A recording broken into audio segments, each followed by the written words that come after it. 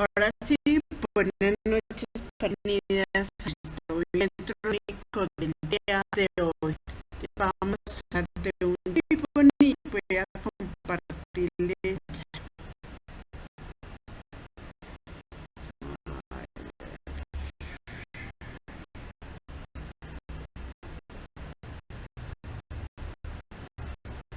Compartiré la pantalla del titulero.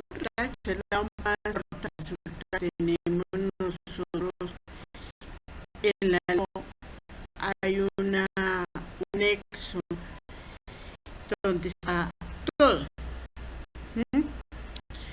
Bueno, ¿ya la están viendo?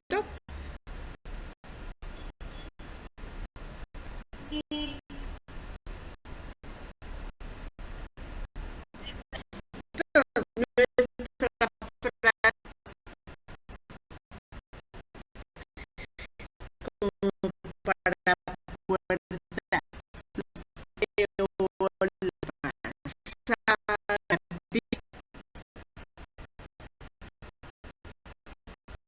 todo lo negativo recuerda, pero de nosotros decirle a la mente, ordenarle a la mente, somos cuán religiosos, cuán bonitos procesos, todo poder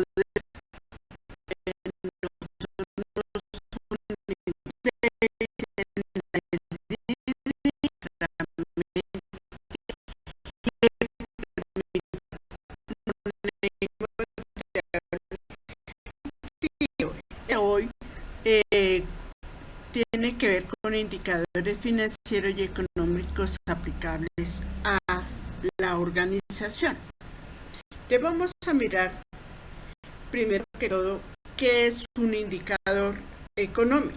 En sí, ¿qué es un indicador? Un indicador es algo que nos dice como señala un indicador doblemente indicada señalando algo. ¿Sí? Es,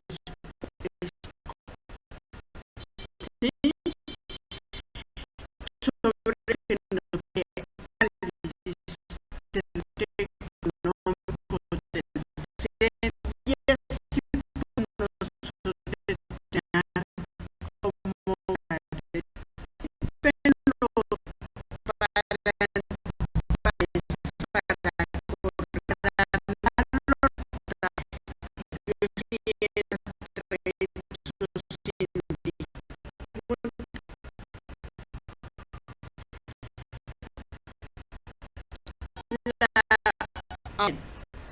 ¿cuáles son las principales características que todo indicador debe tener?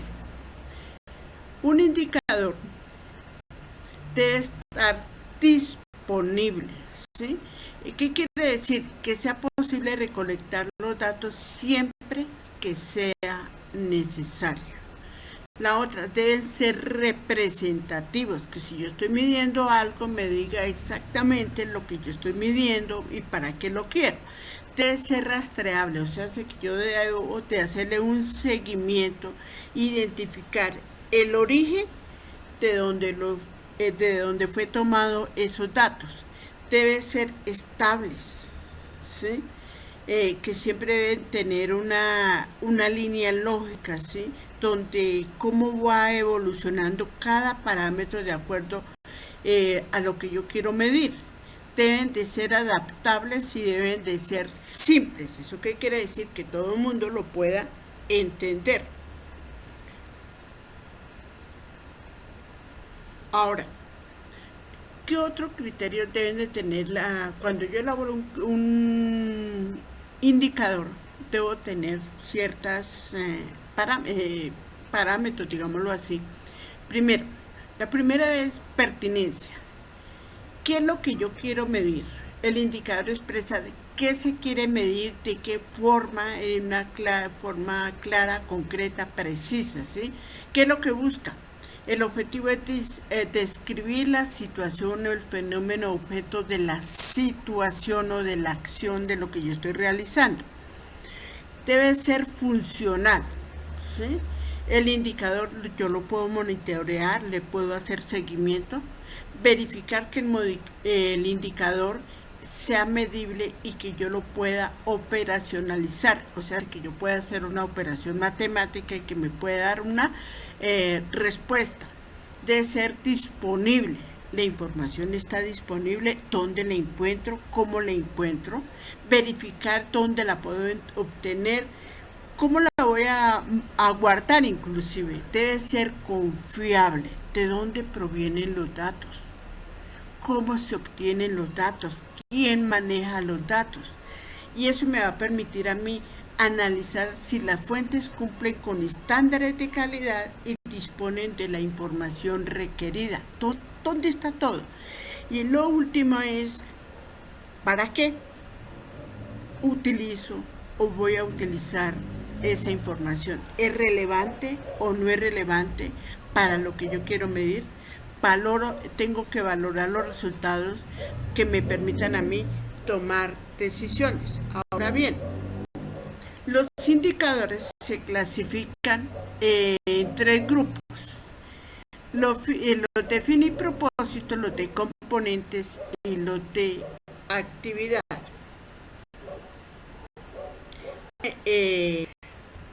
Un indicador de propósito. Un indicador de fin y propósito son los que miden los cambios, ¿sí? Los cambios atribuibles a ¿qué? A un proyecto, a algo que yo estoy haciendo, que me van a permitir a mí, ¿qué? Como empresario, como entidad, tomar decisiones sobre las necesidades adicionales que debe tener mi negocio o mi empresa. Se les denomina también indicadores de objetivos, ¿sí?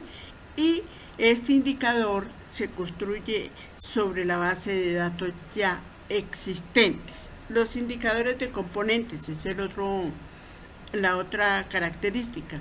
Son descriptivas y son breves, son descripciones breves de las obras, los servicios, los estudios, la capacitación, de todo lo que conforma mi empresa, lo que yo quiero estudiar.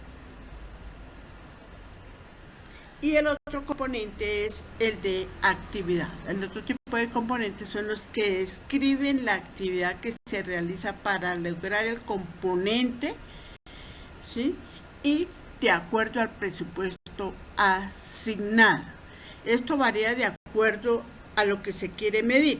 ¿Cuál es el tipo de cada proyecto que yo quiero medir y cuál es la actividad? Por ejemplo, si yo voy a hacer una obra de infraestructura grande, yo tengo que medir ese indicador de la actividad, pero también tengo que medir el componente y tengo que medir el fin y el propósito, pero todo en base a un presupuesto que me han entregado o que se están manejando. ¿Cómo se clasifican estos objetivos, digámoslo así? Se clasifican en objetivos, subjetivos, positivos y negativos. El objetivo se basa en evidencias externas, que es lo que me muestra lo que yo estoy viendo físicamente. Y los subjetivos tienen que ver algo, o como su palabra lo dice, algo mental, ¿sí? Son juicios, que son percepciones y opiniones de la población de lo que yo veo. Por ejemplo, en Colombia en este momento dice que tenemos la percepción de inseguridad, ¿sí? No, es que Colombia está inseguro porque es que hay tanto ladronicio porque ha llegado tanta gente de otras partes y todo eso, ¿sí? Eso sería lo subjetivo. El objetivo es ¿qué me dicen las estadísticas? ¿Cómo está? Positivo o negativo. Si hay crecimiento o hay decrecimiento, se le llamaríamos negativo. La otra clasificación que tenemos también es si son absolutos. Todo depende de la meta a cubrir. Cuando yo establezco una meta, relativo depende de la posición en una unidad geográfica relativa. Por ejemplo, dice uno, no, es que en Colombia la violencia se ha incrementado tenazmente, ¿sí? Eso sería lo absoluto. Pero si lo vamos a mirar por regiones, por decir algo aquí en Sogamoso, se ha incrementado la violencia, pero no como en Tame, ¿sí? No como en el Cauca, no como en Bogotá. Hay violencia, pero... Y la otra clasificación son los cuantitativos cuando lo medimos en cantidades con números, ¿sí? Y los cualitativos cuando nosotros le damos, no podemos cuantificarlo, pero le estamos dando un valor de acuerdo a la percepción o el juicio que la gente está dando sobre algo.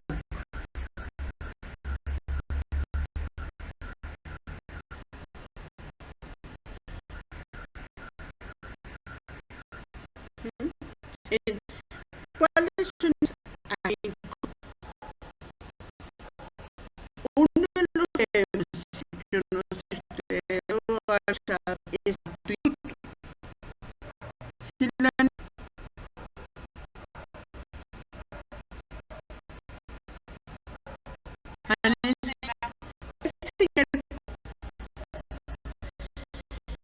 es que produce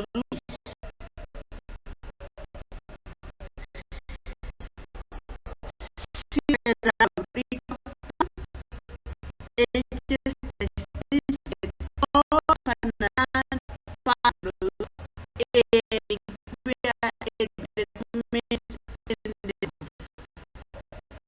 sí, es todo, es todo, sí, todo es en el país.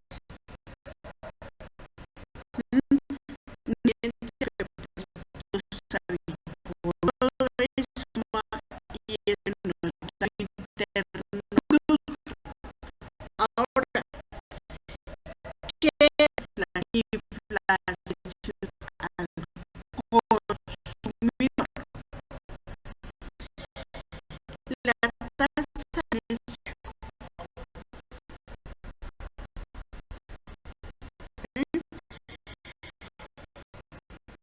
este índice de inflación no puede tener la capacidad de cumplir los consumidores allá de estos 4 meses del un, pero si vamos a mirar del año más del 2000 del 8, ¿sí? Entonces es una decisión altas que se ven en los últimos 10 años. Toda esa inflación, entonces, al principio valía, puede variar entre los datos dependiendo anterior a una ley de carne de emisos ahorita va a 11 emisos. ¿Sí? Ahorita nosotros tenemos que sin estos momentos tanto ni pensionados ni mayores, sino que están buscando, que están en la edad de trabajar. ¿Sí?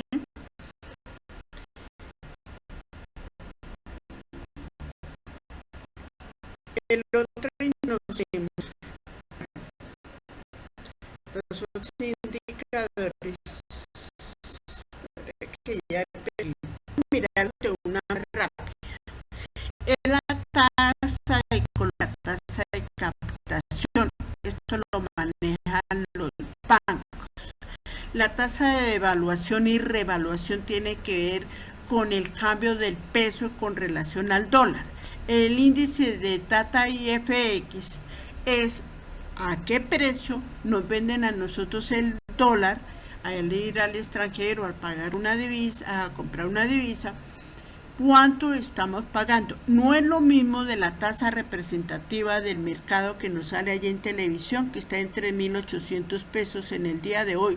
No, eso es la tasa representativa, es lo que se ve, ¿sí? Pero si usted va al banco a comprar un dólar, usted no lo va a comprar a 3.800 pesos, quizá lo va a comprar a 3.900. ¿Y cuánto se lo van a pagar? No le van a pagar los 3.800, quizá le paguen 3.600, 3.500. ¿Sí?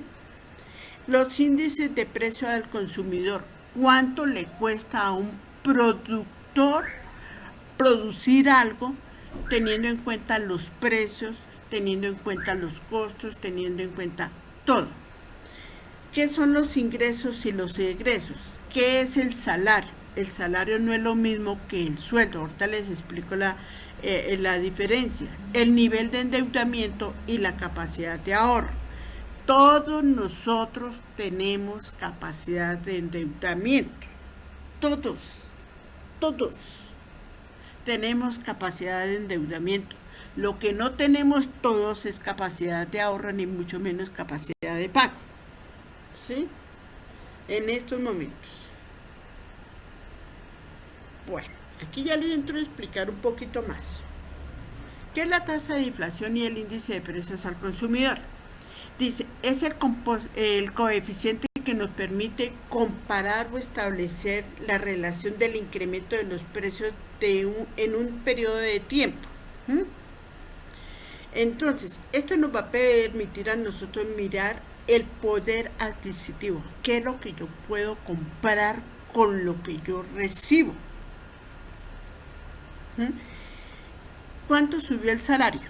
El 10%.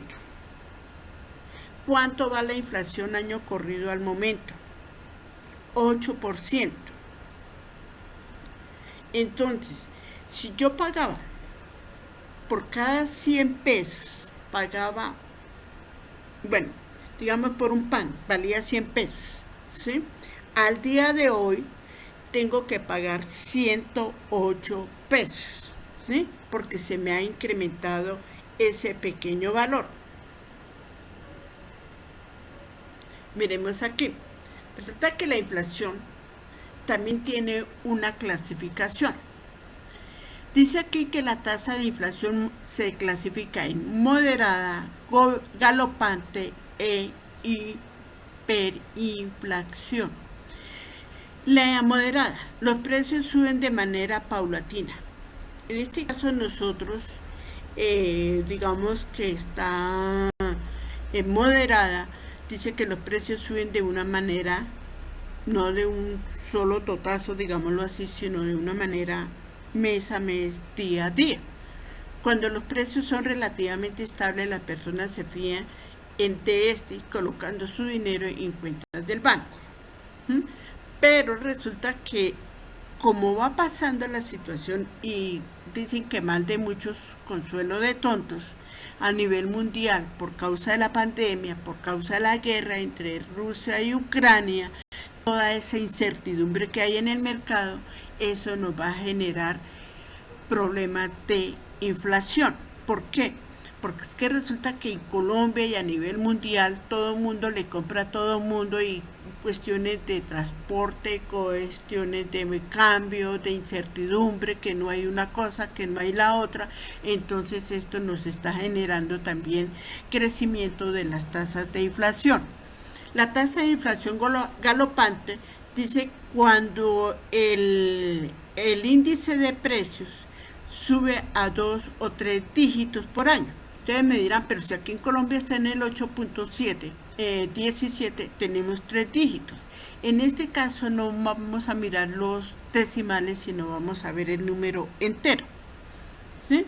Entonces, supongamos, de 3 dígitos, el 30%, el 100%, el 30%, al perder el dinero su valor rápidamente, ¿sí?, tiende la gente a tener a no tenerlo más de lo necesario, a comprar lo estrictamente necesario porque no alcanza para más, ¿sí? Entonces, ¿qué pasa con eso? No hay liquidez en el mercado. Entonces, ¿qué hace? Al no existir liquidez en el mercado, todo se nos encarece más. Y la hiperinflación es en el caso, por ejemplo, que tenemos nosotros en Venezuela. En Venezuela llegó la hiperinflación a más del 25.000%. Entonces ahí sí no hay plata que alcance. Miremos aquí esta imagen. Los índices al precio del consumidor. ¿Qué es lo que hace el DANE? El DANE es el encargado de establecer este índice. ¿Qué hace el señor DANE? El señor DANE ha establecido todos los productos de la canasta básica, todos los productos de la canasta básica y de los servicios. Y resulta que ellos van y miran cómo está la situación, cuáles son artículos de primera necesidad. Tenemos los alimentos, el calzado, el vestuario, los medicamentos, la vivienda, aquellos intangibles como los servicios, que los que hay que arriendo, los colegios, la educación, las consultas médicas. Todo eso que utilizan las familias en la vida cotidiana es lo que tiene que mirar cómo ha evolucionado estos precios de la canasta familiar. Pero ¿cómo lo mide? Mire esta tabla. Esto es como lo tiene distribuido el DANE. El DANE dice, de lo que usted gana del millón de pesos, el 29.4% es lo que usted gasta en arriendo. Se supone que gasta en el arriendo. Entonces, si gana 1 millón de pesos, debe pagar 294.000 pesos de arriendo. En educación solamente debe gastar 50.000 pesos, porque dice el 4.83%. En transporte, el 13.89%. En vestuario, el 7.31%. En salud, el 3.8%. ¿Qué pasó aquí que se me fue?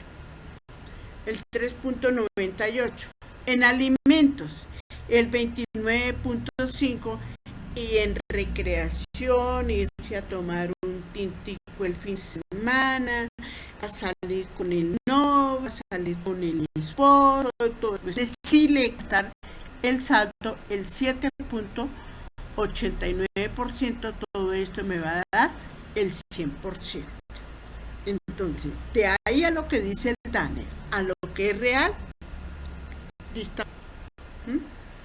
¿Qué se me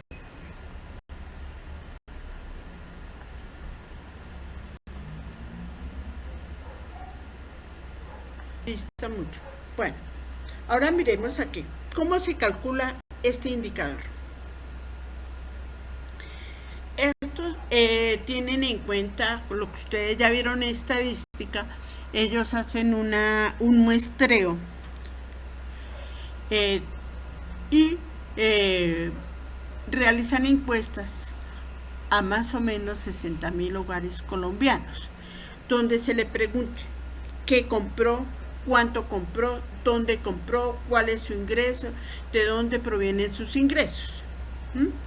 Entonces, ellos utilizan esta formulita. Los precios de ahora más las cantidades nuevas que la gente compró, los precios del año pasado, teniendo en cuenta las mismas cantidades. Ahora miremos aquí qué es el desempleo.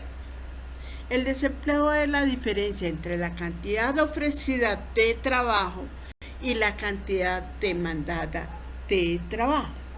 Hay más gente demandando trabajo que las empresas ofreciendo trabajo. Entonces, ahí miramos que la tasa de desempleo nos va creciendo cada día más. ¿Cómo se mide el desempleo? El desempleo se obtiene la información para cada población que se desgrega económicamente de la población total. Esta información se obtiene de la encuesta integral de los hogares. Así se llama la encuesta que hace el gobierno, el DANE, la gran encuesta integral de los hogares. Entonces aquí le van a preguntar, ¿cuántos años tiene? No tanto. ¿Qué está haciendo? Tal cosa. Entonces van a mirar la población en edad de trabajar y la población que realmente está trabajando y la población que está inactiva. Ahora aquí yo lo que les decía, el Producto Interno Bruto, que es el famoso PBI, ¿sí? Entonces, ¿cómo se calcula? Sumo todo lo que produce el país, todas las inversiones, más todos los gastos, más toda la diferencia. Esta suma, esta resta que está entre paréntesis, es importaciones menos exportaciones. Esta diferencia es lo que nosotros conocemos como la balanza comercial. Entonces, aquí está el consumo nacional, ¿sí? Esta diferencia que está entre paréntesis es lo que conocemos como la balanza comercial.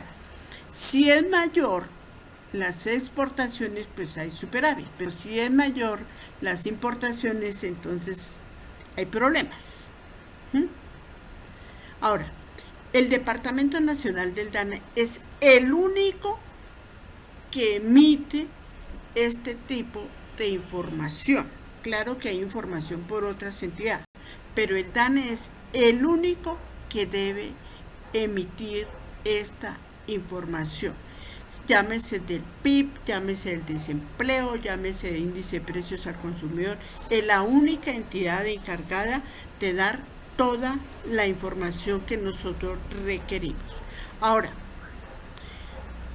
hay un PIB, ¿sí?, que es el índice de precios, el índice interno bruto per cápita. ¿Qué quiere decir per cápita? Por persona, ¿sí? Entonces, ¿qué hace aquí el gobierno? El índice Producto Interno Bruto per cápita PC es igual a dividir el total del Producto Interno Bruto por los 50 millones de personas que habitamos en Colombia. Y ahí nos va a decir, no, que resulta que a la ISA le corresponde 5 pesos del Producto Interno Bruto. Entonces, a todos nos corresponde 5 pesos. ¿Sí? Que ahí a la verdad. Ahora, miremos aquí la tasa de colocación y la tasa de captación.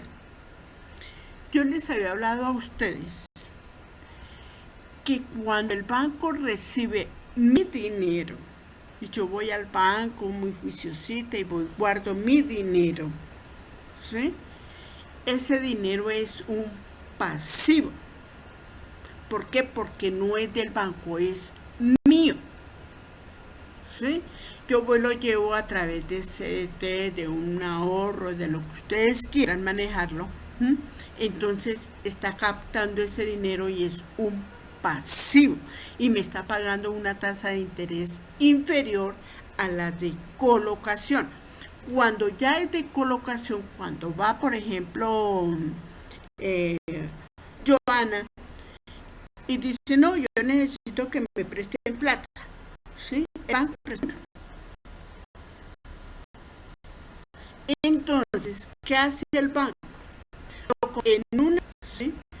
convierte en un activo, y esto es lo que llamamos nosotros la tasa de colocación, y es los intereses que nos cobran a nosotros por los préstamos que nos han otorgado. Aquí tenemos la otra.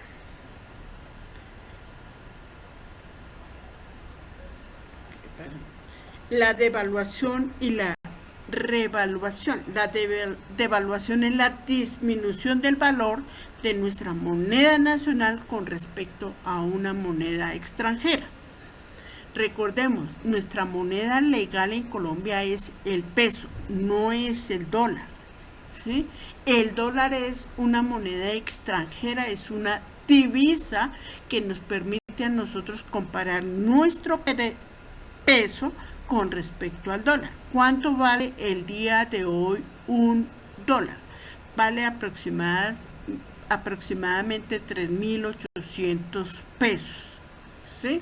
Entonces, nuestra moneda está devaluada con respecto al dólar, pero está revaluada, o sea que ha aumentado su valor, por ejemplo, con el bolívar, ¿sí?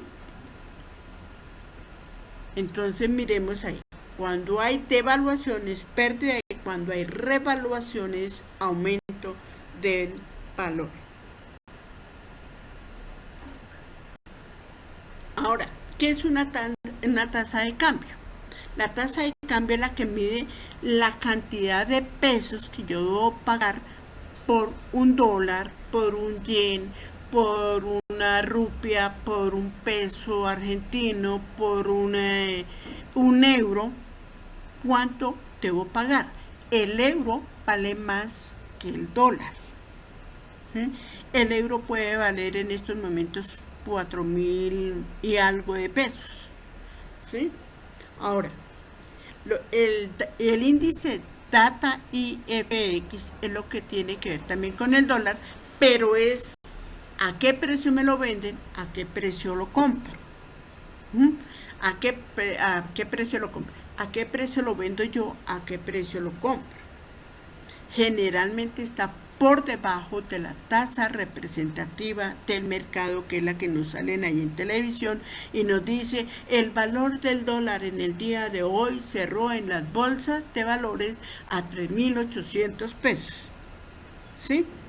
Pero si yo voy al banco, el banco de la República no le vende a usted dólares. Usted tiene que ir a una casa de cambio y ahí le venden los dólares. Por ejemplo, aquí vamos a poder ir al Banco Colombia y comprar dólares, ¿sí? Allá no le van a pagar a usted los 3.800 pesos, ¿sí? Si usted los puede comprar a 3.900 pesos, pero si usted va a venderlos, le pueden cobrar 3.600, 3.700, eso depende como esté establecido en el banco. Ahora, un indicador, este es un indicador que le permite a los exportadores y a los importadores qué tan bueno es vender un producto cada minuto, cada segundo, porque eso va cambiando y me lo va mostrando. Es una herramienta que lo utilizan sobre todo los grandes empresarios, los exportadores. Ahora, ¿qué? Esto se le llama divisa. Es la moneda que se utiliza en otro país ajeno a su lugar de origen. ¿Cuál es la divisa aquí en Colombia? El dólar. ¿Sí? No es el yen, bueno, puede ser el yen en la otra moneda, pero generalmente se maneja el dólar. El otro indicador que yo les decía es el índice de precios al productor, es la evolución de los precios de venta de los productores, ¿sí? Correspondiente al primer canal de comercialización o distribución de los bienes transados en la economía. ¿Esto cómo se hace? Teniendo en cuenta las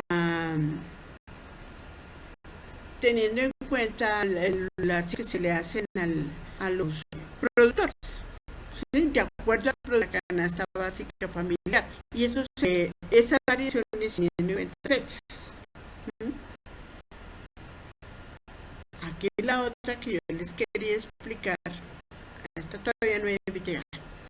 Los ingresos y los egresos. Ya lo saben ustedes, por contabilidad lo saben, que los egresos son las operaciones que al llevarlas a cabo producen una disminución de los beneficios económicos que produce dicha operación, y los ingresos son las ganancias o las utilidades. Ahora bien, lo que yo les decía, les quería explicar. ¿Qué es un salario y qué es un sueldo? Un salario es cuando a mí me contratan por orden de prestación de servicios. No, yo la contrato a usted para que me haga tal actividad. ¿Sí? La contrato por horas, por medio tiempo. Eso se llama un salario. Y se llama sueldo cuando ustedes ya muy juiciosita para cumplir un horario, firman un contrato de trabajo, le dicen cuáles son sus funciones, cuáles son sus obligaciones, y siempre va a recibir la misma cantidad durante un periodo de tiempo que es contablemente igual un año, ¿sí? Entonces, se le paga el día festivo, trabaje o no trabaje, se le dice a usted trabaja de lunes a viernes, pero le pagan el sábado y el domingo, así no lo haga. El salario también se clasifica. Hay una clasificación de los salarios por unidad de obra, ¿sí? Es el cual se recibe en función de la cantidad de trabajo realizado. No, que yo necesite que usted en el campo, que venga y me hierve esto, pago lo que gastó. El salario por unidad de tiempo.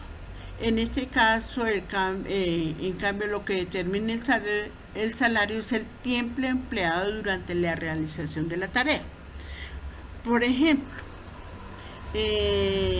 ¿cuánto me cobra por deshiervar esa papa? No, yo gasto como 3 horas. Bueno, listo, gasta 3 horas. ¿Sí? El salario mixto es el salario en que se encuentra entre el intermedio por unidad de obra y la unidad de tiempo.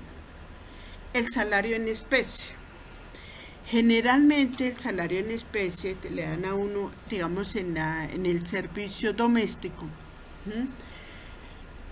Tienen que pagarle el salario mínimo y todo lo de ley. O sea, si el $1.000.000, los 117,000 pesos de transporte, la seguridad social, todo tiene que pagarle.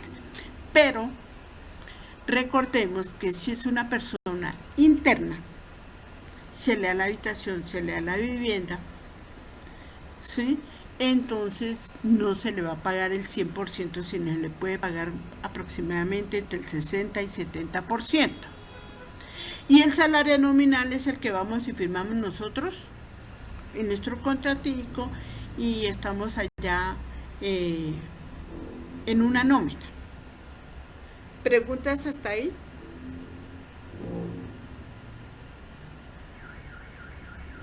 No, señora. Bueno. Señora. Listo.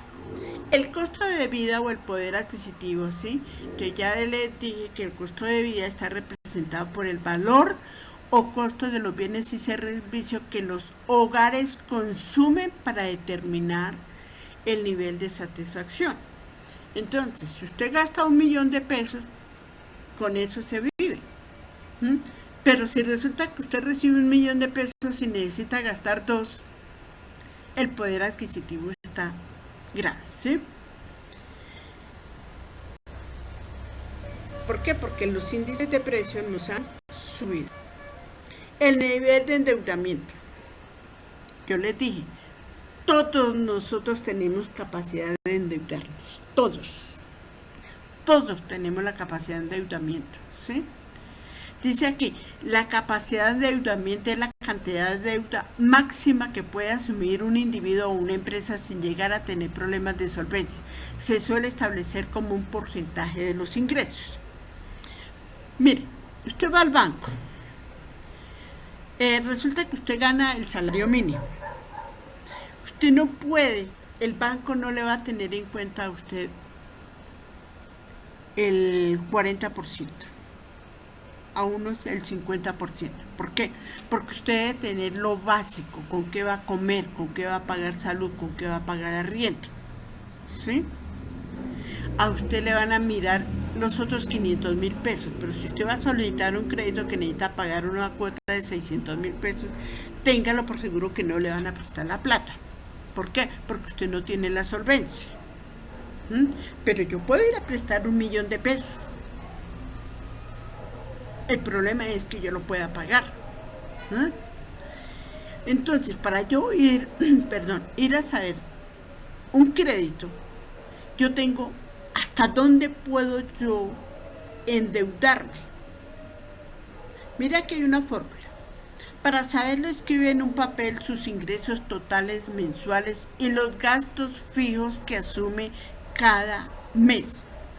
Entre estos se encuentran vivienda, alimentación, salud, transporte, educación, gastos financieros, gastos personales y déjalo del tintín. Al valor de sus ingresos, réstele el costo de sus gastos fijos, ¿sí? Entonces usted va a tener sus ingresos netos mensuales.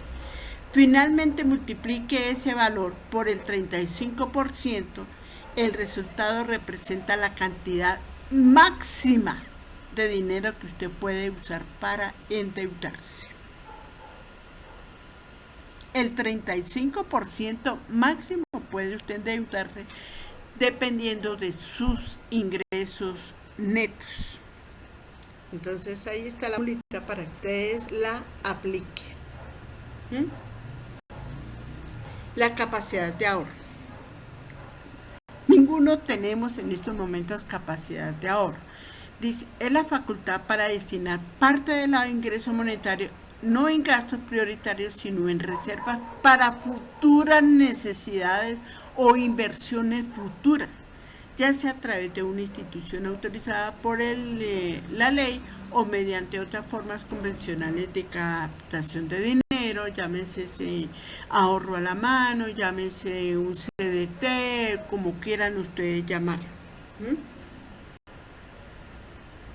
Entonces, todos tenemos capacidad de endeudarnos. Capacidad de ahorro, todo depende de nuestros ingresos. Ahora, ¿qué tipo de ahorro hay? Tipo privado y tipo público. El ahorro privado es el que hace todas las familias y el ahorro público es el que realiza el Estado a través de los ingresos obtenidos ¿por dónde? Por los impuestos y de los beneficios de las empresas estatales, una vez descontados los gastos que se supone que se necesitan, ¿sí? Entonces, el gobierno también tiene sus ingresos, porque tiene empresas que están produciendo.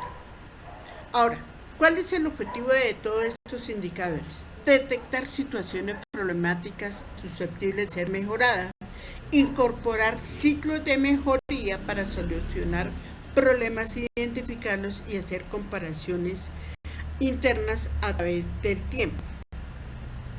Pero ¿de dónde saco yo toda esa información? ¿Sí? De todo lo que yo pueda encontrar en escritos, toda la información primaria y la información secundaria. Aquí le retrocedo a usted, ¿de dónde saco yo la información primaria en estadística? A ver, ¿quién me dice? A ver,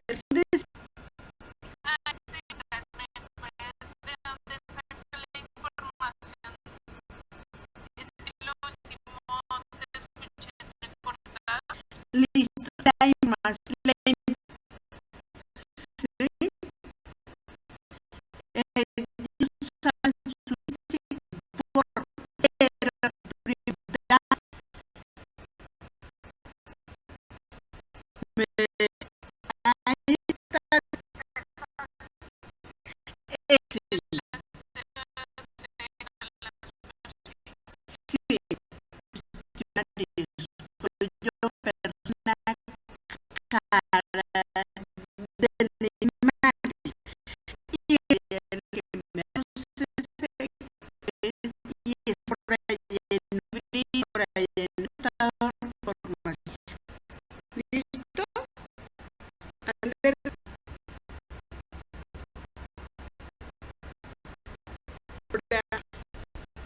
Información primaria, ya lo sabemos de dónde viene. Pero ¿cómo se construye un indicador? Entonces, simplemente un indicador es una división. Es una división.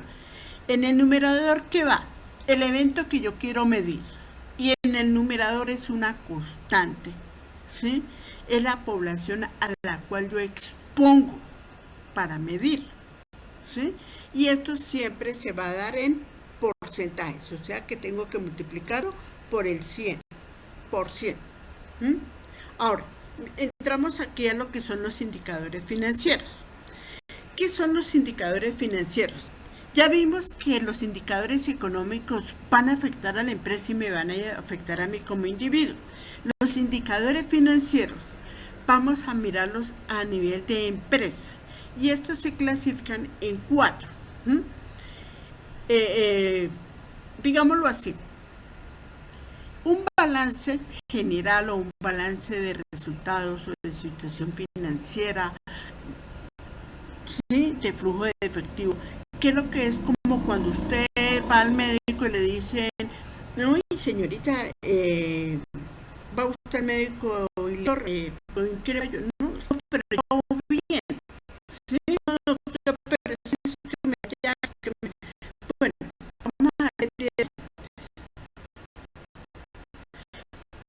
cuando se va a decir que lo que hará bien no está tan.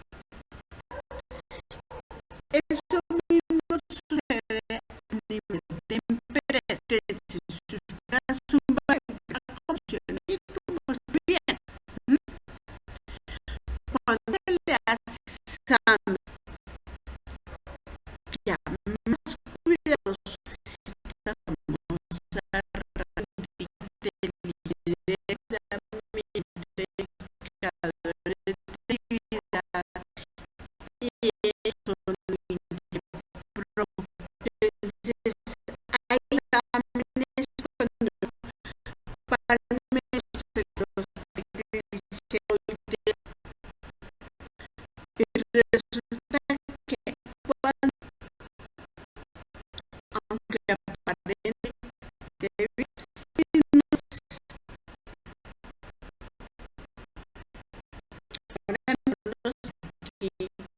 un poquito más detenida. Los indicadores de liquidez.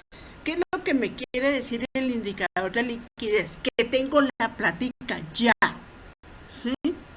Ya tengo la plática para solucionar determinado problema generalmente producidos por pasivos corrientes, ¿sí? O sea, que tengo mi plática en el banco, que ya dispongo de ya para poder solucionar mi problema. Miremos algunos indicadores. Los vamos a ver aquí de una manera.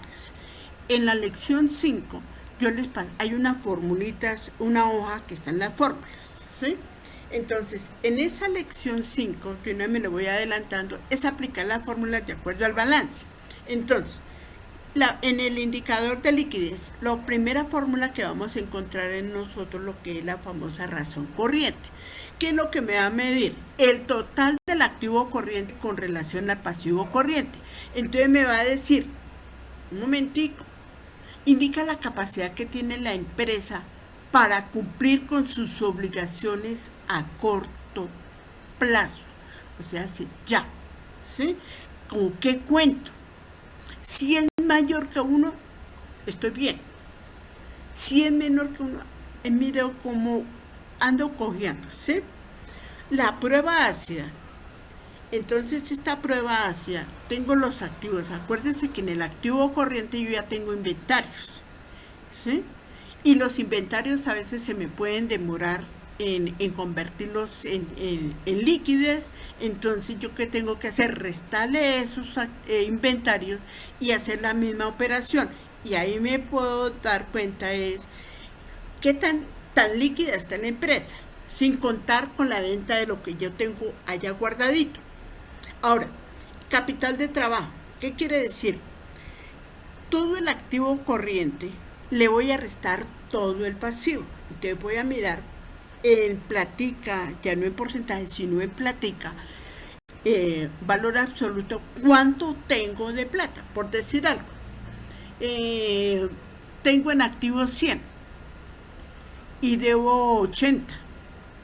Te dispongo ya para algo ya urgente de 20. Ahora, la relación del activo corriente con el pasivo. Entonces, ¿qué hago yo? Aquí este es un porcentaje. El total del activo corriente dividido por el total de inventario multiplicado por 100, esto me va a dar un porcentaje. Dice, en términos porcentuales muestra que tanto depende mi pasivo de lo que yo tengo en inventarios.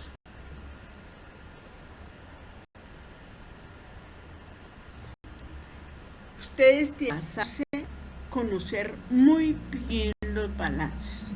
El indicador de endeudamiento.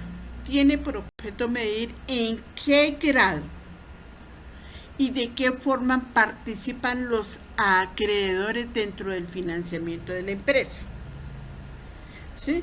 De la misma manera, se trata de establecer el riesgo que incurren tales acreedores, el riesgo de los dueños o de la conveniencia o la inconveniencia de determinado nivel de endeudamiento para la empresa. Si es por un crédito bancario, si forma parte del patrimonio, si son de dónde está saliendo la plata para que mi empresa crezca. Estoy en capacidad de endeudarme, entonces vamos a mirar unas fórmulas. El primer endeudamiento es del pasivo total con terceros. Entonces yo tengo que mirar cuánto le debo yo al banco, ¿sí? Y lo divido, eso lo coloco en el numerador y lo divido con el activo total. Dice, por cada peso invertido en activos, yo le debo tanto a terceros o está financiado por terceros. ¿Sí? Ahora miro con qué autonomía. Ya entra aquí lo que es el patrimonio, ¿sí? El total del pasivo con terceros dividido con el patrimonio. Entonces aquí que me dice, mide el grado de compromiso del patrimonio de los asociados con respecto al de los acreedores. Entonces, ¿hasta dónde está comprometido mis recursos personales, mis recursos empresariales en cuanto a las acciones con respecto a las deudas que tengo con un tercero? El índice de desarrollo de nuevos productos. Mi pasivo corriente dividido con el total de terceros, lo que le debo a terceros.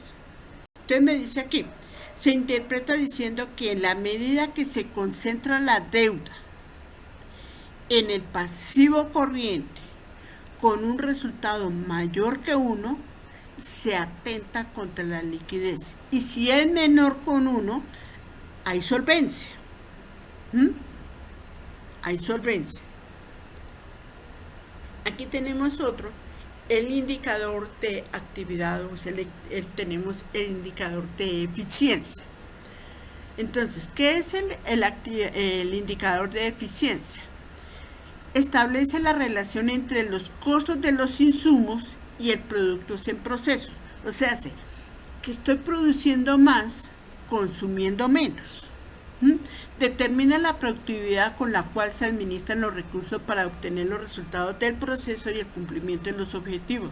Los indicadores de eficiencia miden el nivel de ejecución del proceso. Se concentran en el cómo se hicieron las cosas y miden el rendimiento de los recursos utilizados. Lo que yo les decía, hago más con menos, ¿sí? Tienen que ver con la productividad. Es el mismo indicador de productividad. Entonces, ¿aquí qué mido? Aquí ya tengo que medir los costos y los inventarios, ¿sí? Y lo que yo gasto por día. Entonces, primero tengo que mirar la rotación. Aquí este indicador yo no lo voy a presentar por peso ni lo voy a ver por porcentaje. El resultado me debe dar número de veces. El costo de las mercancías vendidas teniendo en cuenta el inventario promedio. El inventario promedio, ¿sí? Presenta las veces en que los costos en los inventarios se convierten en efectivo o se colocan a crédito o lo puede dar a cuenta por cobrar, ¿sí? Entonces, ese inventario, cada cuánto se me convierte en efectivo, cada 8 días, cada 15 días, cada 40 días. El inventario en existencias tiene que ver en el año. El inventario promedio por 365 días dividido por el costo de mercancías vendidas. Esto mide en número de días, esto me va a dar el número de días. En el anterior me da el número de veces, en este día dar disponibles para la venta. A menos me día mis, ¿sí? Hace que yo no puedo tener una mercancía guardada 3 meses porque yo lo invertí más el tenerla guardada me produce unos costos. Aquí tengo el otro inventario. El otro de actividad de productividad, tengo que mirar la rotación de cartera. ¿Sí? Tiene que ver el costo de mercancías vendidas, ¿sí? Menos el inventario, dividido por el inventario promedio. Es que aquí se me fue. Dividido por el inventario promedio. Esto me representa que el número de veces que los costos, ahora qué pasó aquí, representa el número de veces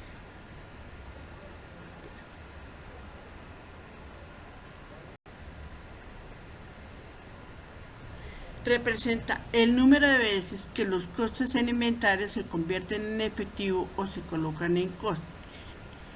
El número, esto nos va a dar número de veces, la rotación de cartera. Cada cuánto estoy cobrando, ¿sí? Inventario en existencia, las ventas a crédito y las cuentas por cobrar. Mide el número de veces que las cuentas por cobrar giran en promedio durante un periodo de tiempo. Periodo de cobro. Aquí tengo que tener en cuenta la frecuencia con que se recauda la cartera. El otro indicador que yo tengo son las ventas netas dividido por el activo total, no el corriente, es el total. Es un indicador de productividad que mide cuántos pesos genera cada peso invertido en el activo total.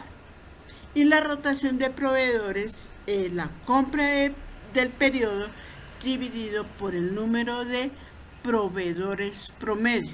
Muestra cuántas veces se paga a los proveedores durante un ejercicio. Si la rotación es alta, se está haciendo buen uso de los excedentes en efectivo. Ahora teníamos el de eficiencia. Ahora vamos a mirar el de eficacia. ¿Qué es el de eficacia? Que entre más se produzca en menos tiempo. Aquí tiene que ver el tiempo. No es el costo como lo mirábamos en la eficiencia, sino en la eficacia es el tiempo. Es el indicador, mide el logro de los resultados propuestos. Los indicadores de eficacia se enfocan en qué se debe de hacer. Por tal motivo, en el establecimiento de un indicador de eficacia es fundamental conocer y definir operacionalmente los requerimientos del cliente del proceso para comparar lo que entrega al proceso contra lo que él espera. Miremos aquí unas fórmulas. Entonces, la fórmula: índice de precios, índice de desarrollo de nuevos productos. Es la cantidad de productos del año producido en el año corriente, del año, digamos, en el 2022, en relación o dividido por la cantidad de productos del año inmediatamente anterior. Este indicador muestra que en las empresas industriales el porcentaje de nuevos productos que están sacando en el mercado. También tengo que medir la deserción de clientes. ¿Sí? La cantidad de clientes que yo tengo este año con relación al número de clientes del año anterior. Esto refleja la percepción de la empresa en la cliente. La imagen que yo tengo como empresa frente a clientes. Ahora, el índice es el índice de participación en el mercado. La empresa, teniendo en cuenta ya los datos estadísticos han vuelto con las ventas totales. Entonces, estamos mirando tanto nosotros partícipes en esa moneda nacional. Y el índice lo mismo. El año antes, el 2021, vamos a mirar que es gerente con el crecimiento de los activos, teniendo en cuenta el crecimiento del volumen y los precios. Pregunta ahí.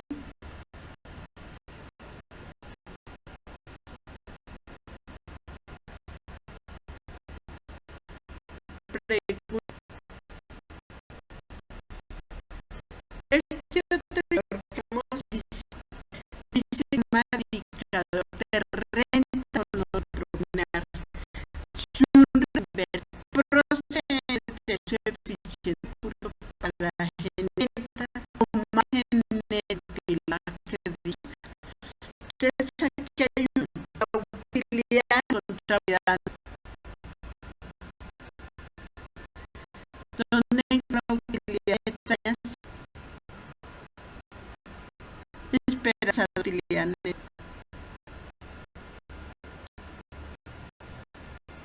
Rosa Cecilia, donde encontramos utilidad. A ver, chicas, ¿quién me está encontrando?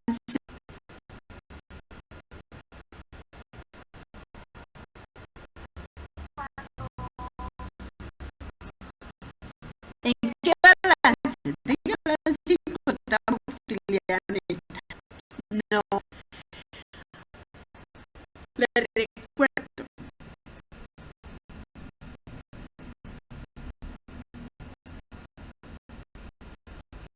¿En qué balance encontramos utilidad neta? En el estado de resultados, profe. Bien. Muy bien. Ponemos el indicadores, lo vamos a entonces. Por eso el indicador para leer balance. Esos son los dos balances que vamos a manejar. En los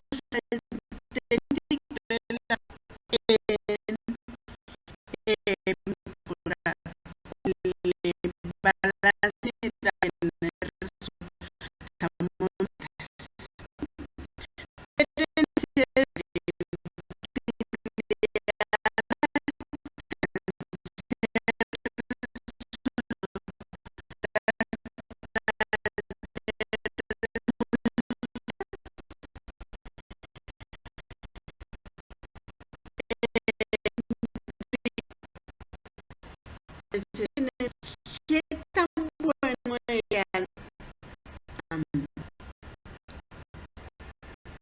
en mi carrera. Ya vamos a terminar. Y el otro indicador es el indicador de diagnóstico financiero. Dice que es un conjunto de indicadores que, a diferencia de los indicadores de análisis financiero, se construyen no solamente a partir de las cuentas de balance general, sino además de las cuentas de resultados, de flujo de caja y de otras fuentes externas de valoración de mercado. Estas ya son como de tipo de información, porque generalmente quien los hace es el contador y el revisor fiscal. Pero es necesario que ustedes lo tengan en cuenta, que es el famoso EVA. El EVA es el valor económico agregado o añadido. ¿Qué tiene en cuenta aquí? Los activos antes de impuestos menos los activos por el costo del capital. ¿Qué es el costo de capital? A ver, ¿quién me dice? Niñas, a ver, ¿quién me dice? ¿Qué es el costo de capital? A ver, Norida, ¿qué es el costo de capital? ¿Dónde lo encontramos? En el balance.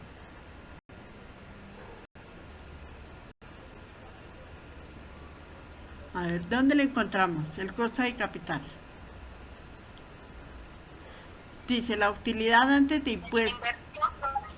No, porque resulta que estos activos por costo de capital son los mismos intereses que yo pago, son costos financieros, ¿sí? Dice que se puede afirmar que cuando tengo esto, ponle cuál resultado aquí, se puede afirmar que una empresa crea valor. Cuando una empresa crea valor agregado o añadido, esos recursos ¿a dónde van? Van a utilidad y van para reinversión, ¿sí? Entonces se puede afirmar que la empresa crea valor solamente cuando el rendimiento de su capital es mayor a sus costos de oportunidad o tasas de rendimiento de sus accionistas que podrían ganar en otro negocio similar. ¿Qué es este costo de oportunidad o tasa de rendimiento? Que es lo que nosotros conocemos como la TIR, la tasa interna de retorno, la tasa de rentabilidad. Entonces, resulta que ¿qué me es más fácil? Dejar mi platica en el banco que me produzca unos intereses o llevarla a otra entidad que me produzcan intereses o dejarla dentro de mi misma empresa. Ahí es donde yo tengo como empresario que mirar cómo lo voy a utilizar ese valor agregado o ese valor añadido. De otra manera, una empresa tiene EVA o genera valor si cubre los costos de producción o venta o gastos operacionales. A veces la utilidad es igual a los activos. Entonces, sí y no genera. La contribución marginal. ¿Qué quiere decir? Los ingresos operacionales menos los costos y los gastos variables. ¿Sí? Entonces, ¿qué quiere decir esto? Es considerado también como el exceso de ingresos con respecto a los costos. Este exceso que debe cubrir los costos fijos y la utilidad de ganancia. Yo no me acuerdo si a ustedes les di esta formulita. Si se la di de pronto en Fundamentos de Administración 2. El margen de contribución, donde la contribución marginal dividida en ventas determina cada peso que se efectúe en ventas que de ellos se deja de cubrir en costos y gastos fijos. Y el punto de equilibrio, ustedes ya lo saben, costos fijos dividido en margen de contribución, es donde ni tengo ganancias ni tengo pérdidas y lo que yo produzco es igual a lo que yo ¿cómo le dirá? Estoy recibiendo a lo mismo que aquí hay otros indicadores. Esto sí lo conocen ustedes. El EBITDA literalmente produce ganancias antes de intereses, impuestos, depreciaciones y amortizaciones. La utilidad operativa. Ingresos, ventas menos los costos y los gastos de la operación, ¿se acuerdan? De compras y todo eso, ¿se acuerdan? El balance de resultados, la segunda restica, ahí nos queda una diferencia, eso es lo que se llama ganancias brutas, ¿sí? Entonces dice aquí que la utilidad operativa más la depreciación más la amortización más las provisiones, ¿sí? Determinan las ganancias o la utilidad obtenida por una empresa o un proyecto sin tener en cuenta los gastos financieros, los impuestos y los demás gastos contables que no implican salida de dinero en efectivo, como las depreciaciones y las amortizaciones. En otras palabras, determina la capacidad de la empresa de generar caja. Y esta otra aquí es el costo medio ponderado del capital, ¿sí? Es la deuda, lo que yo tengo, las deudas, dividido por el activo multiplicado por 100, y multiplicado todo esto por 1 menos los impuestos más el patrimonio, que es lo que yo le digo. Esto es a título de información general que ustedes deben de conocer. Bueno, aquí a veces Dios no cambia las circunstancias porque Él está usando las circunstancias para cambiarte a ti. Ahora bien, vamos a mirar aquí en nuestra sección 4. Ese era en cuanto a la temática. Entonces ustedes me preguntaban, ¿qué hago yo aquí? Entonces, ¿lo están mirando? Bueno, espérate un momentico, ya les dejo de compartir la 4 para compartirle. ¿Preguntas hasta ahí?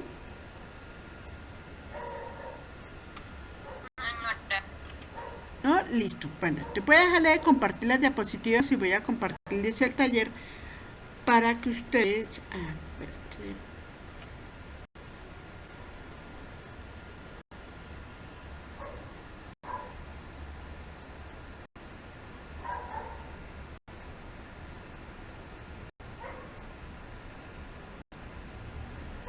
voy a compartirles el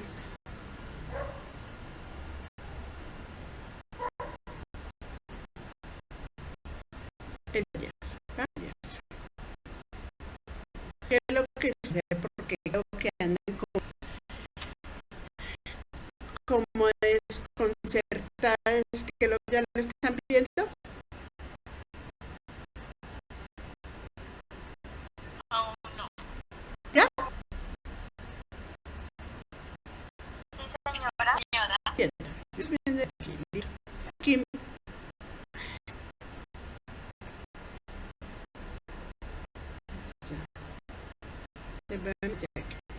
Entonces, ¿qué es lo que me dice este taller? Primero que tiene que nombrar.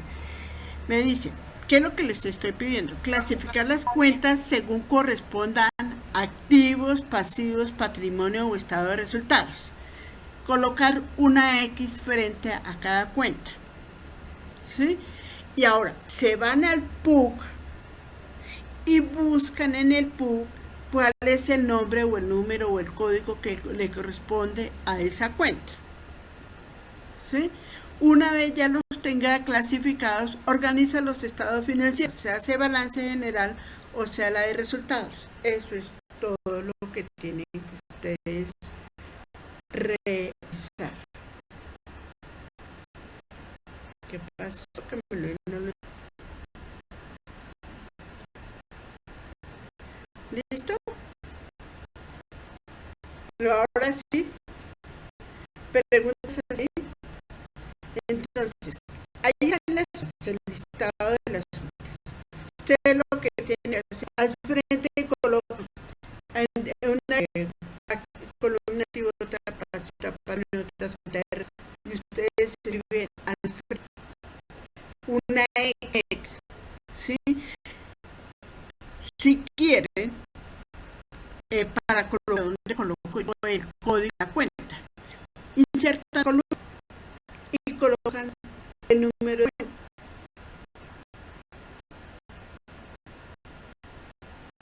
Hay una que dice palabra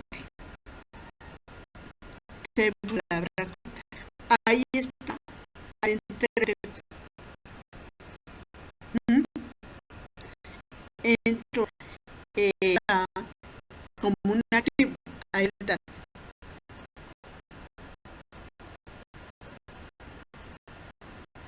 Preguntas ahí. Profe, sí.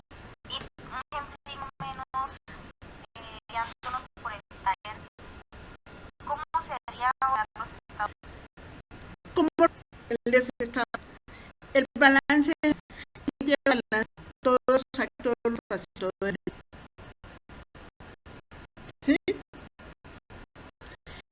Y en el balance tienen la venta en estabilidad. Hacer el balance. Hacer en cuenta que yo hacer las organizar resultados tal como el que don corriente es el tipo de activo que dice patente, entonces ese es otro activo. Entonces los pasivos los colocan porque ya los implementar el balance de estado de resultados porque no hay balance.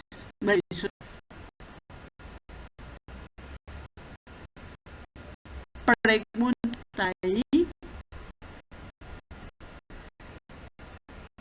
Claro. Se saca dos, uno de balance y otro de estado. Dos. Y refiere. Ir adelantando. Entonces, ya tienes. No. Entiendo porque ese es otro. No, la lección. Porque ese es otro tipo de análisis. ¿Estás hasta ahí?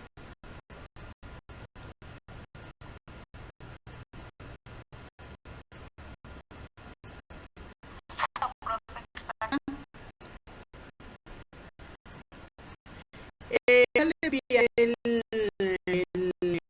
la lista de herencia para que por favor la diligencia.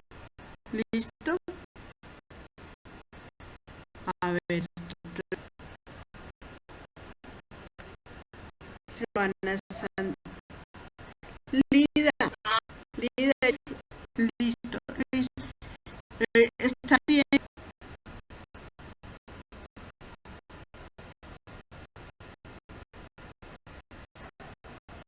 Sí, Lida está bien. Lida, acabo de...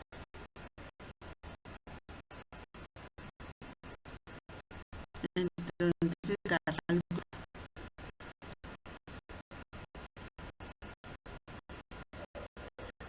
Pregunten, Lida,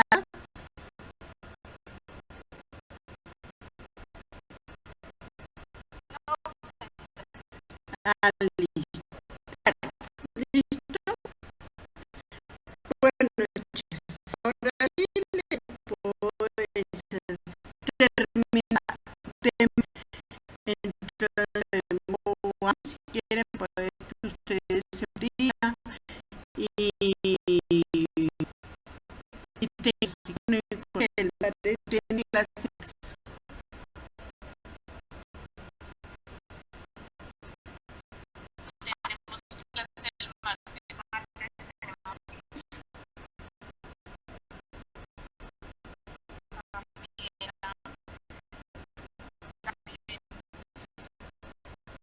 El jueves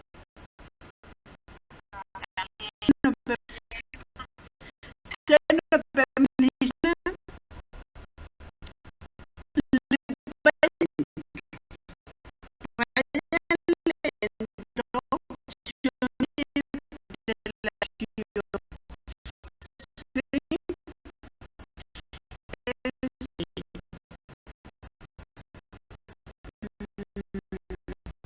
adelantando. Voy a dejarle de compartir esto y voy a mirar.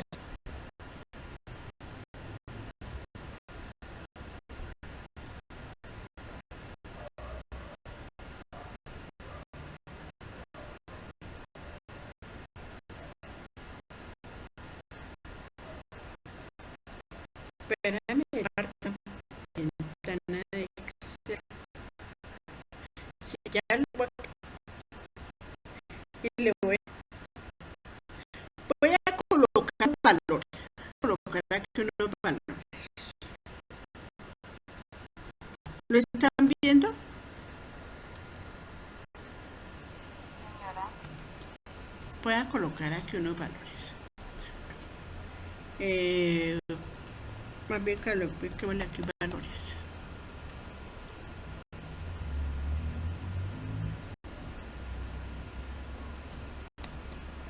Supongamos.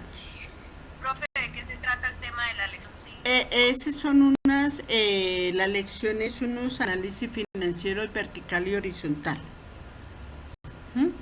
Yo voy a poner aquí unos valores.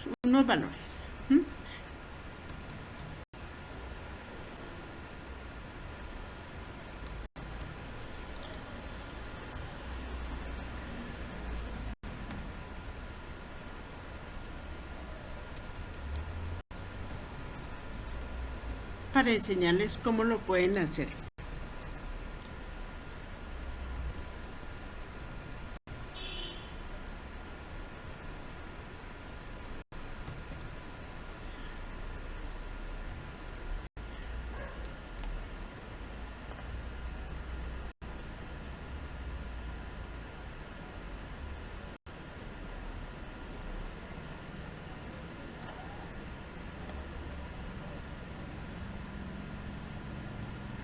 Bueno, te ponen cuidado. Ahí en esa lección voy adelantándoles. Es el hacer el análisis vertical y el análisis horizontal. Entonces, el análisis vertical es como cuando usted dice, me voy a ir a pesar, ¿sí? Pero resulta que ese día se fue con los tenis más pesados, tenía una chaqueta, tenía alzó su niño y todo eso, y se pesó y resulta que pesó Voy a poner aquí el ejemplo, ¿sí? Pesó, digamos, 50 kilos. Entonces, de esos 50 kilos, ¿cuánto le corresponde a los zapatos? ¿Cuánto le corresponde a tal cosa? Entonces, aquí en este caso, voy a poner aquí, voy a escribir aquí análisis vertical. Análisis vertical. Voy a adelantarme y le saqué un poquito.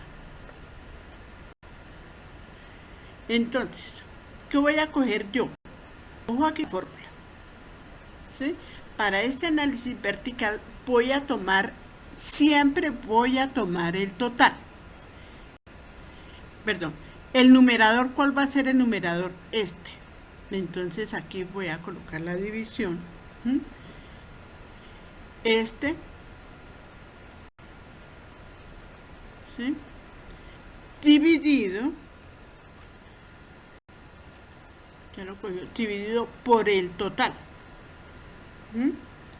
¿Cuánto me da?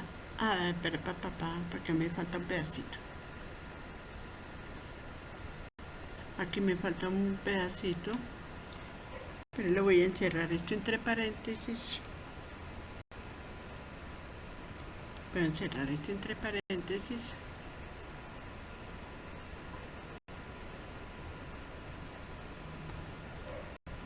Y lo voy a multiplicar por 100.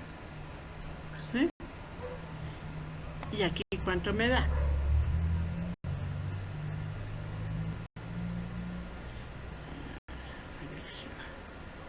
¿Cuánto me da?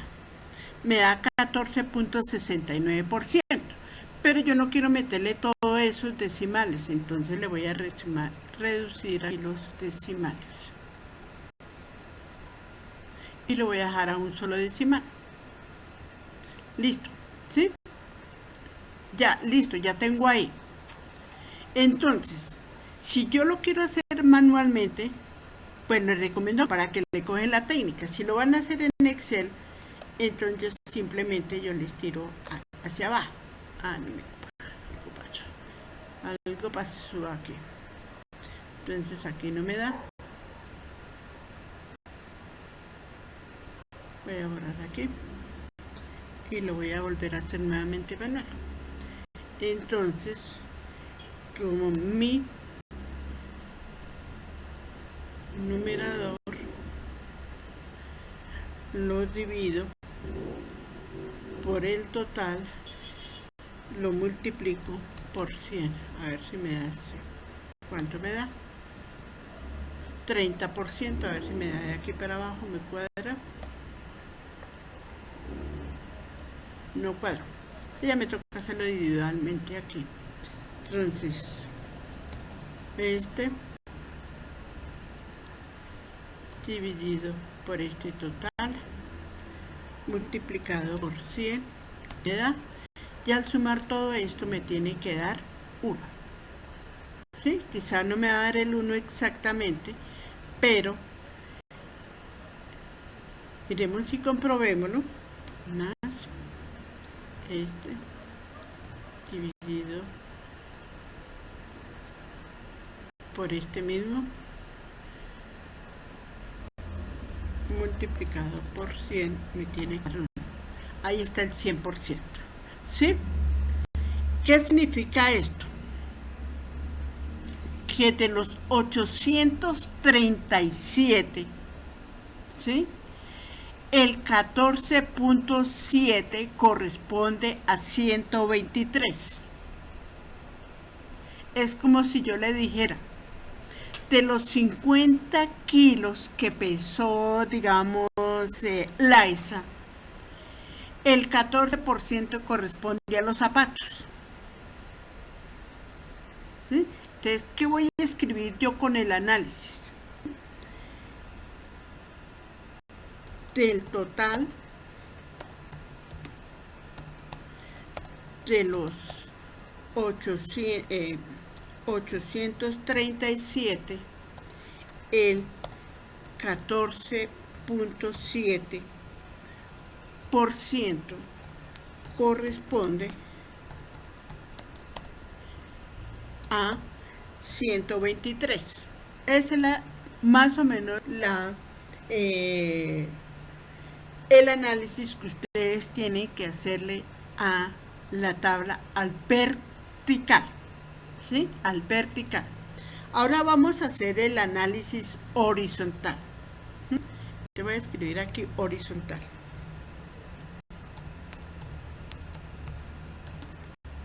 En el horizontal es cuando uno se compara. Uno dice, no, pero es que la Isa es más grande que Joana. ¿Sí? Uno se compara. El análisis horizontal es cuando hay comparación. Para eso necesitamos dos. En esto vamos a mirarlo desde el valor absoluto y del valor relativo.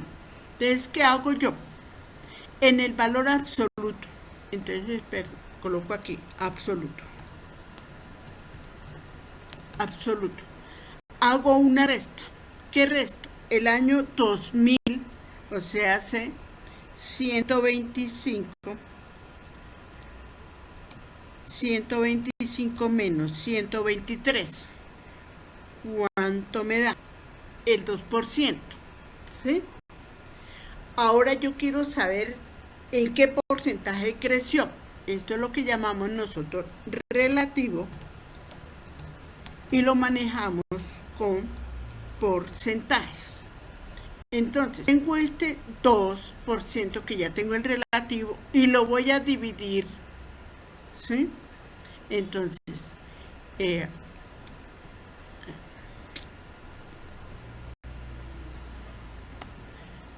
voy a dividir aquí, ¿sí? Este 2 lo voy a dividir ¿en qué valor? En este valor, porque voy a determinar el crecimiento. Me dice que creció en el 0,1, esto lo voy a multiplicar por 100.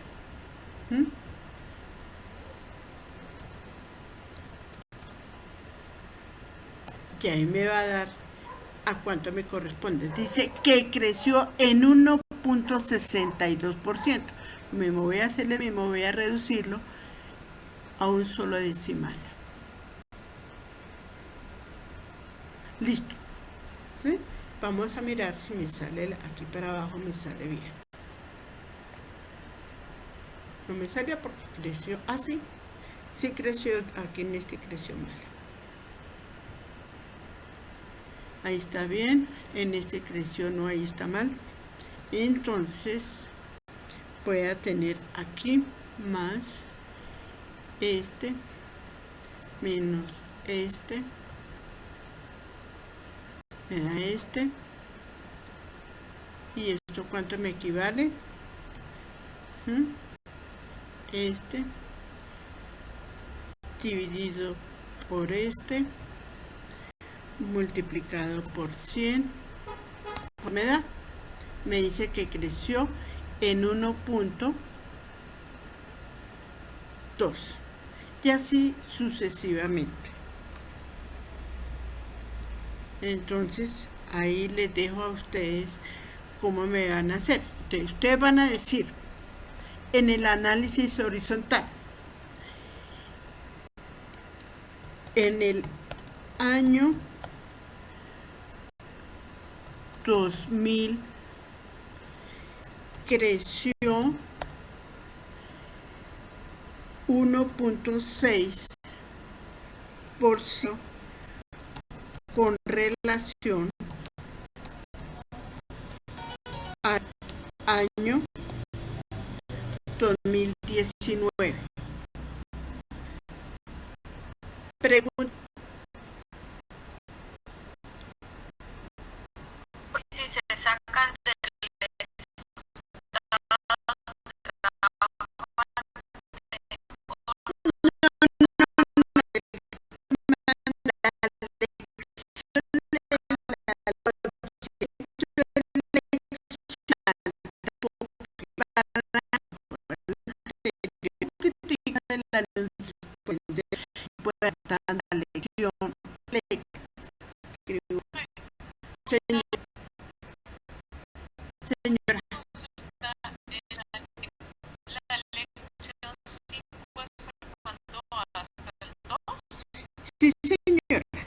Esta lección, O sea, ese es el día máximo para sí, entregar el informe. sí, Ok.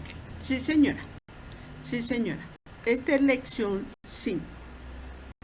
Sí. Ahí le escribo para que ustedes en la grabación puedan mirarlo. ¿Listo? Esta es la parte más bonita, pero la que hacerlo si quieren mano. ¿Sí? Si quieren háganlo a mano porque ni Excel que copiar. Llaman así minutos. ¿Les parece?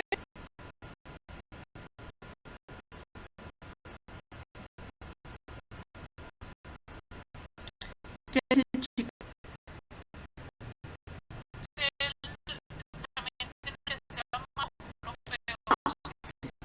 Que a veces les compré.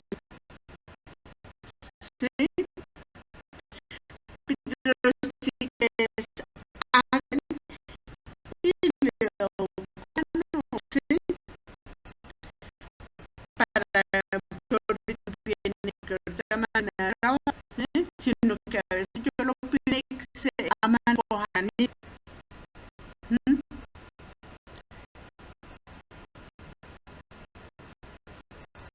pregunta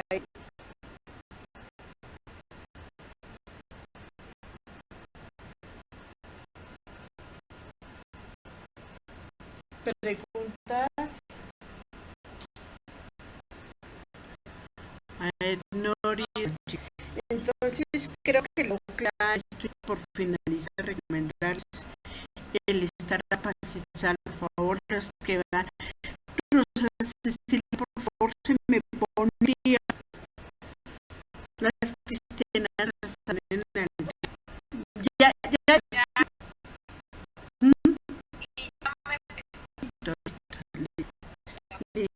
Listo. Entonces, este módulo, esta lección, mire, lo que vimos de hoy es a volver a ver cuando vean análisis financiero.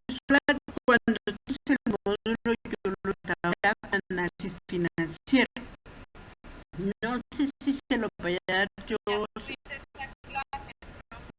Ay, Dios. Bueno, ya somos. Sí, lo preocupo. ¿Está bien? Entonces, listo. Pues ya que esa parte de análisis financiero y administración ya quedaron análisis. Digo, completas. Listo, chicos. Ahora sí, tengo que analizar. Esto a YouTube, porque como lo grabé con el cover, se demora un mañana, envío esto a la plataforma y se los envío al WhatsApp para que ustedes puedan verlo y en la situación como hacer la lección 4 y la lección 5. ¿Listo, chicos? Chicas, hoy me tocó niñas. ¿Listo? Con chicas. Con gusto. Con gusto. Entonces,